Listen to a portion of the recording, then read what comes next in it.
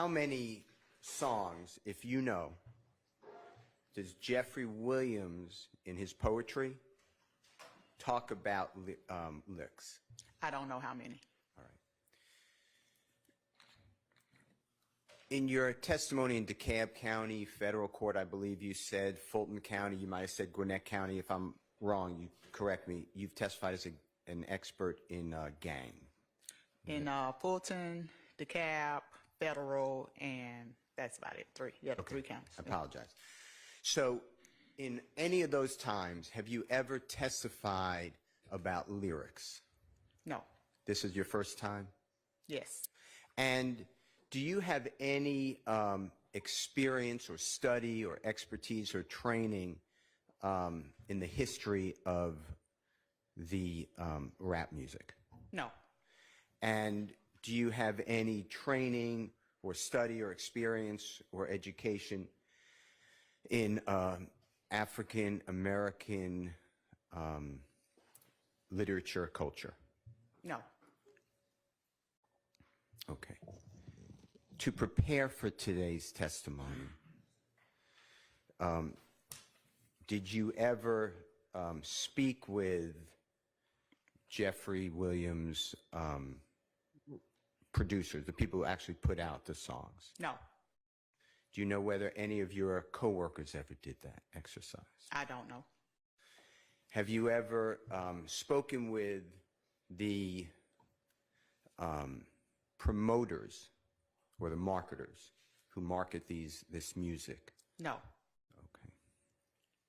Have you ever spoken with any record label personnel that's affiliated with Jeffrey Williams? No. How about, do you know whether Jeffrey Williams is, you mentioned 3 songs, I believe, Slime, and I'm just not going to say it, but S.H. Blank T, Just How It Is, and Bad Boy. Fair to say? Yes. Do you know who actually wrote the lyrics to any of those songs? I don't. Okay. Do you know when any of those songs were actually created? By created, I mean actually done in the studio? No. Okay. All right. Did you ever speak with any of the co-artists on these songs? No. Now, when you talk about, let's take the song, I'm just going in order of the numbers. So 535 YA, which should be Slime, SH Blank T, okay? Yes. You testified that it was released in March of 2016 from what you were either told, investigated, found out, discovered. Is that fair to say? I think we said that that's the date that it was uploaded to YouTube. Okay. Do you know the date it was actually released? No. All right. And on that, you talked about you were interested in a lyric.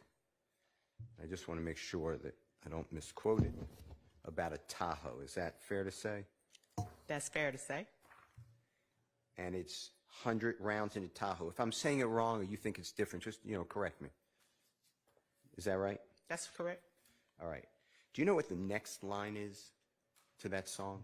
N-word, lighten up your tacos. What does that mean? I have no idea.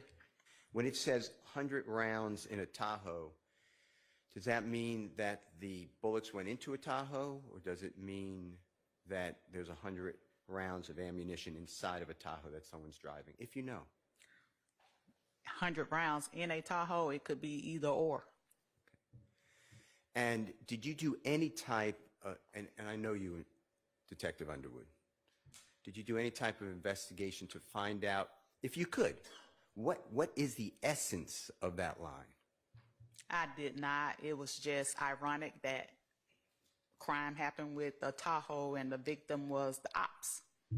How many rap songs, I'm just limited to rap songs, and if you don't know, just say, I don't know, talk about rounds in a vehicle? I don't know specifically how many. I haven't kept up with that.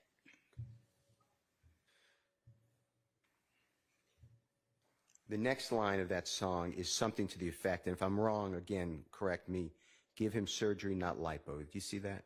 Is that something like that? And if I'm wrong, just correct it. Say, give him surgery, no lipo. No lipo, thank you. And then the next one, the next line, or artwork is, they don't blame that, and I'm not going to say it, but B-I blank C-H for pulling you down. Is that fair to say? Yes. What does that mean as far as your expertise and analysis with the Donovan Thomas, God forbid, killing with the Tahoe behind him, that there's something to do with a B-I blank C-H pulling that person down? They don't blame that B word for pulling you down. That could be a woman. It could be reference to a woman bringing somebody down, or. How does the Donovan Thomas, tell the jurors, from your investigation, how does the Donovan Thomas killing relate to a woman pulling someone down? I think on direct, we said that the entire song didn't reference the murder. You're making the song about the murder. We said on direct that first line was in reference to the murder. So that was it, just a snippet. I didn't mean to interrupt you. Okay. Are you done? I didn't mean I'm to. done. Okay. So from your analysis, you or somebody, your teammate, found one line and ignoring the context or the other words or lyrics around the line. Is that fair to say? No, we didn't ignore it, but that particular line stood out because of the words that were used. Did any of the other lines assist that one line that you're focusing on with the Tahoe? No, but it jumped off into, like F12 and killing 12. And so 12, Donovan Thomas wasn't 12. So we can't say this song was about just Donovan Thomas. We know that. We know that just that particular first line. And he did it a couple of times. He said it 2 or 3 times in the song.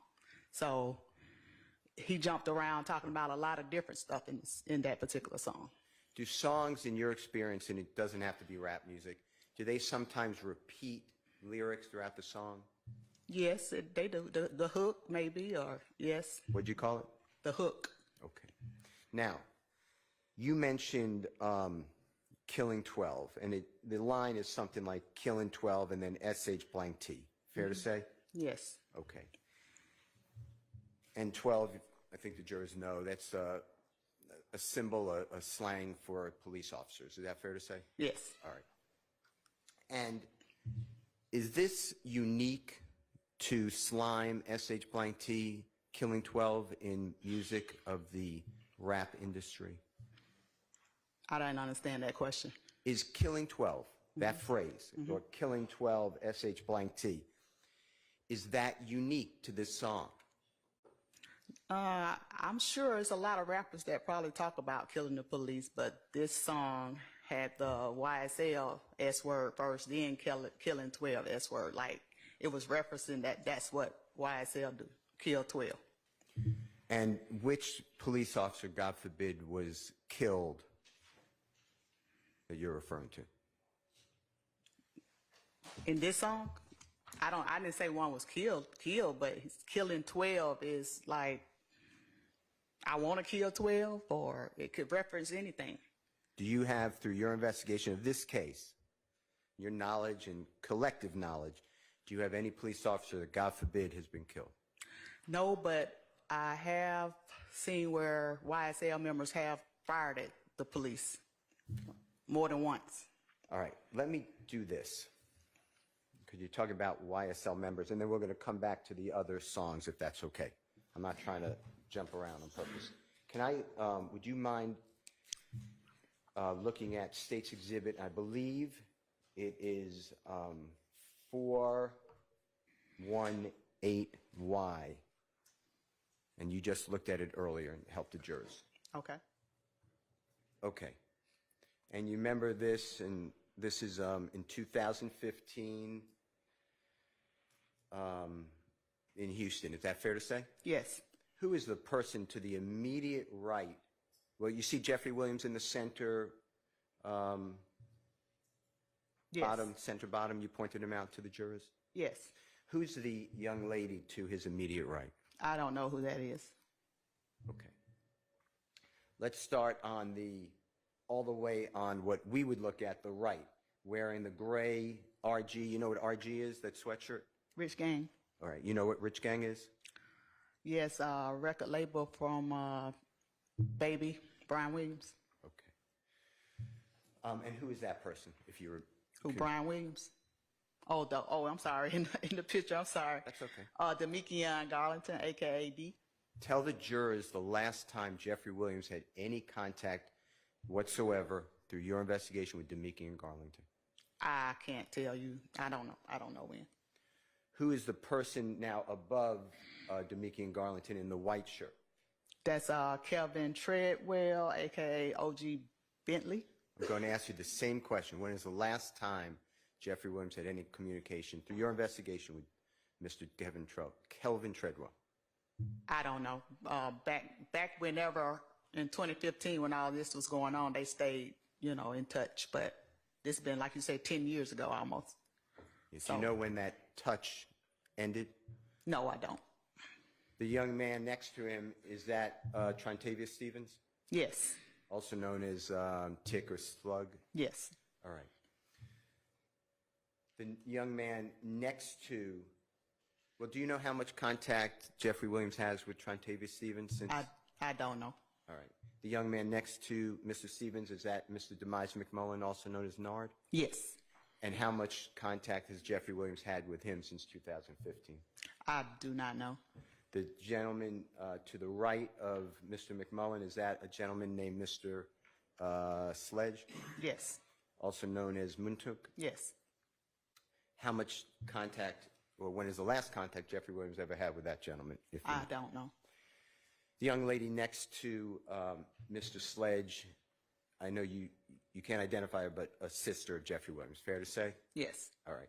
And then we come down from the sister, and right in front of her, there's a young man in black with his right hand up all the way to the left. You see that? Yes.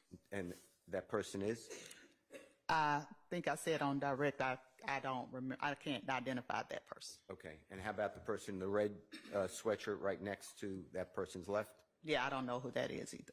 All right. Did I do the person who is to the immediate left of Mr. Williams sitting down holding the bar? Shannon Stillwell? Okay. And do you know the last time, and I'm excluding obviously this trial, but the last time that Mr. Jeffrey Williams had any contact with... I don't know, sir. All right.